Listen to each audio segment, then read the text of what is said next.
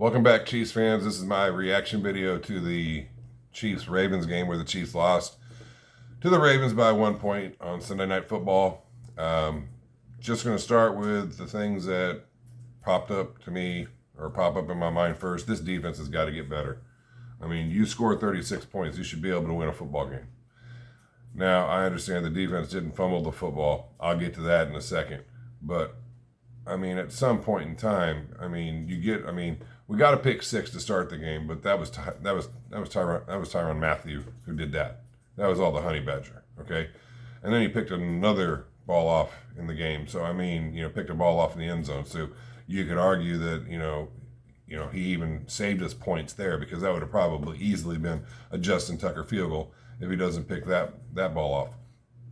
So I guess let's start with what was going to probably be my third or fourth thing I was going to talk about. How about we pay that guy? Now, I know you're probably saying, well, you sent a tweet where, I thought Matthew was getting paid. I thought the Badger was getting paid too. He had that Twitter and, it looked like he had bags of money, and the tweet was something like, it's about time. So I figured that the announcement was going to be coming. Evidently, Honey Badger must have been talking about something else, or they tabled that and are waiting until the cap increases, but I don't know what they're waiting for, but I don't know what more one player has to do to make a statement that it's time to give me my money, other than coming off the COVID list, 2 picks, a pick six. I think he had 3 passes defensed or 3 tackles for a loss. I forget. I mean, the bottom line is he balled out on Sunday Night Football, so pay the man. The second thing, it's not time to fire Spags. I know some of you are saying, well, who are you going to hire? Who's going to come in and replace him? And if you do get somebody to come in, the chances of them having a system that the Chiefs can pick up on, no. So are you're going to fire him in-house and run the same system with the same personnel? I think we just need to give Spags a little bit of time. I think having Chris Jones at defensive end against the Ravens was not a good idea, with a quarterback like Lamar Jackson, who is such a threat to run the ball with all the read options and everything that he can do.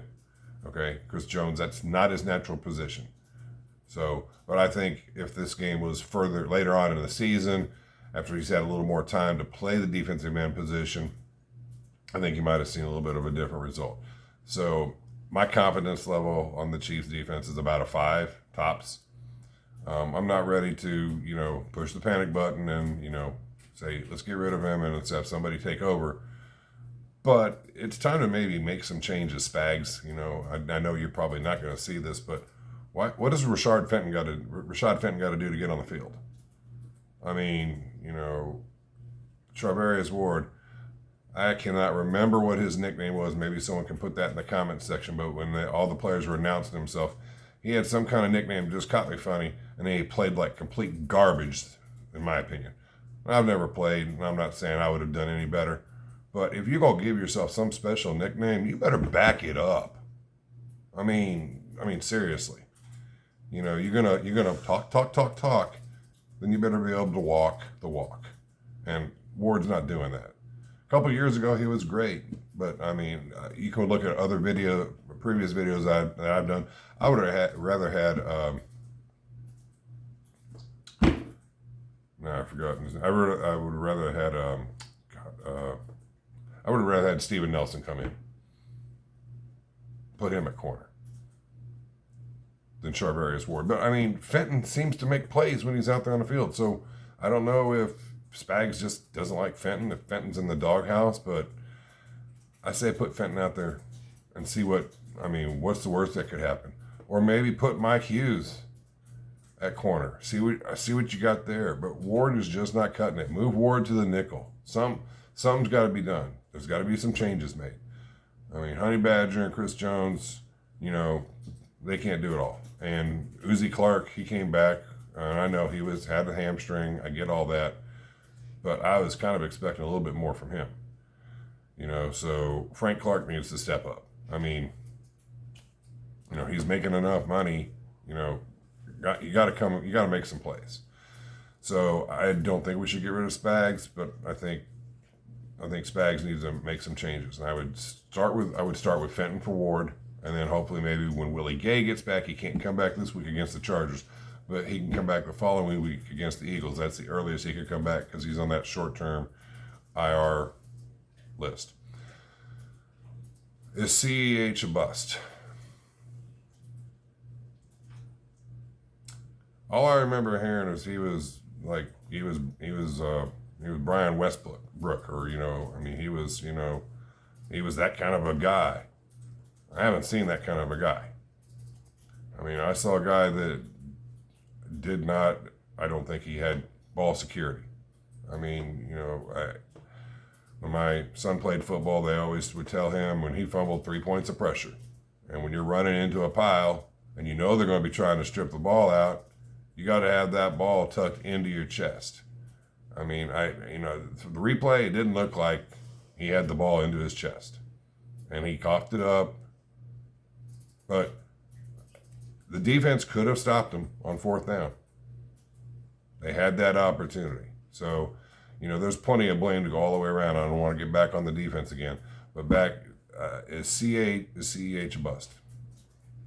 I don't know. I mean, it's still kind of early to say that. He was injured some last year, but I think he's only averaging like 4 yards a carry. I would think you would expect more from that, more from a first-round draft pick than that, especially at running back. Okay, but I'm willing to give him benefit of the doubt. Everyone has a bad game. That was the guy's first fumble in the NFL. So I'm not willing to say he's a bust yet, but I'll be honest, I was kind of expecting a little bit more. I thought that, he was going to, I felt like he was being advertised as a back that was going to just really make the Chiefs offense ridiculously good. And it hasn't. I mean, I don't see much of an upgrade from, Darrell Williams, honestly. I mean, you could argue Darwin Thompson. I mean, he wasn't averaging 4 yards a carry, but Darwin Thompson fumbled the ball a whole lot more. I get that. But just yards per carry, I don't see a whole lot of difference there. But I'm willing to just wait and see. Maybe it's just going to take him. Maybe it's going to take him a couple games to get with it. But I was honestly expecting more from the Clydesdale. That's what I like to call him. I was expecting more from the Clydesdale than what I've seen so far. Chargers coming to Arrowhead this week, so obviously this is a must-win. I would like to see the Chiefs, like I said, fix some of those issues on defense. You can't let Honey Badger walk. Just can't do it. If you're waiting until the end of the year to, maybe move Frank Clark and then give that money to Honey Badger, okay, I'm cool with that. But, Beach, you gotta do the right thing here. You cannot let the Honey Badger walk. He's still got many, many good years left, and he is the heart and soul of that defense. I think he's the Ray Lewis of safeties. Minus all the legal issues, which I'm not going to get into here. But this video has gone a lot longer than I expected. But the short of it is, I'm not in panic mode. I'm not worried about it. The Raiders will mess things up, because they're the Raiders, okay? I call them the faders because they always fade out at the end, They'll mess that up. The Chargers, they're not ready yet. And, the Broncos, Teddy Bridgewater is, obviously an upgrade over Drew Lock. But the division is ours to lose. As long as we handle business, as long as the defense get better, we'll be fine.